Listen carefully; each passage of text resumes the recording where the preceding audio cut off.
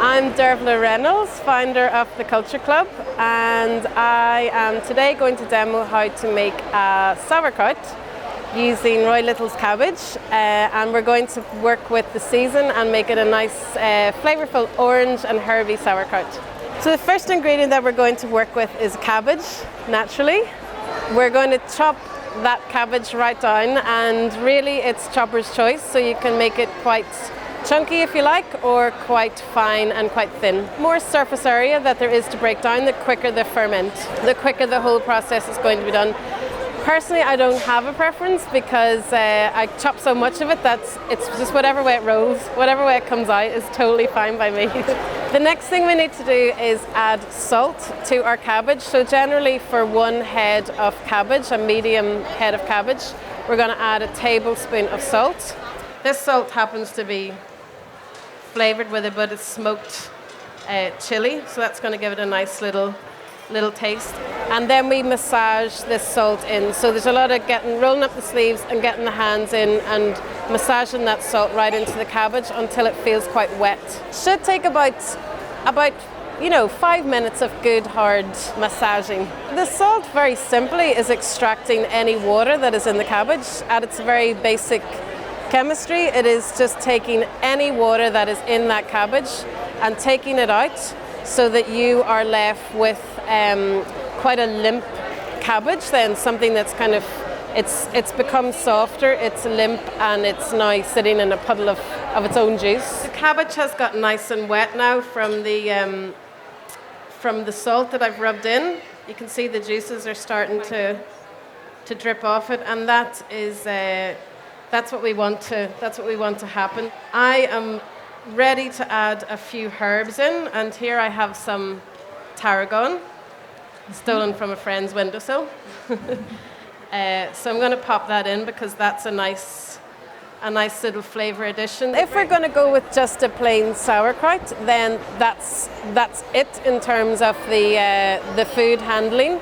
At that stage you can get quite creative with adding in different vegetables, spices, herbs, really whatever takes your fancy or whatever happens to be going off in your kitchen. For example, if you've got veg sitting at the bottom of the fridge, if you've got them sitting at the bottom of your basket, whatever it is, if they're looking a bit sad and lonely, things that are almost on the edge make perfect for mince because they've given their last push of goodness.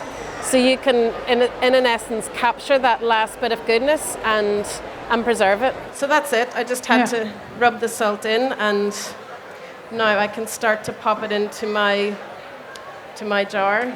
Simply, we're just taking handfuls of this now wet cabbage mixture. We're putting it into the jar and really pressing it down and getting more and more of those juices out.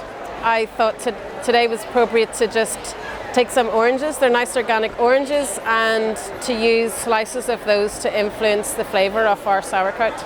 We keep on doing that until we've nearly got to the top of the jar, leaving about an inch at the top. And then it's really best to use some kind of a weight to help all that vegetable, all that cabbage mass submerge in its own juices. That could be a stone, it could be a jar, it could be your own little invention. I happen to use little glass candle holders from IKEA because they're perfect. Things don't have to be overly preciously sterilised. As long as they're clean, that's completely fine. Well, once that's sealed up, it sits out at room temperature, and that's when the kind of microbial magic starts to begin, and the jars hiss, they bubble, sometimes juices leak out and overflow. Well, actually most of the time juices leak out and overflow. And after about 5 days, that starts to die down, and you know that your ferment has kind of gone through this process of generating good bacteria, of breaking down the foods, creating extra vitamins and amino acids and enzymes and all sorts of goodies that are great for your health. And yes, essentially it would be considered a fresh ferment.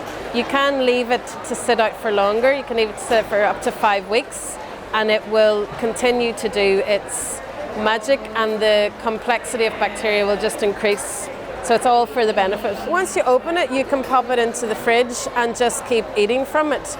I do advise that as you eat from it, it's always good to keep pressing the food back down into some of its own juices, but it's completely fine. In a sense, you have a food that is so abundant in good bacteria that even if any bad bacteria got in, it would fight the little battle and get rid of the bad bacteria.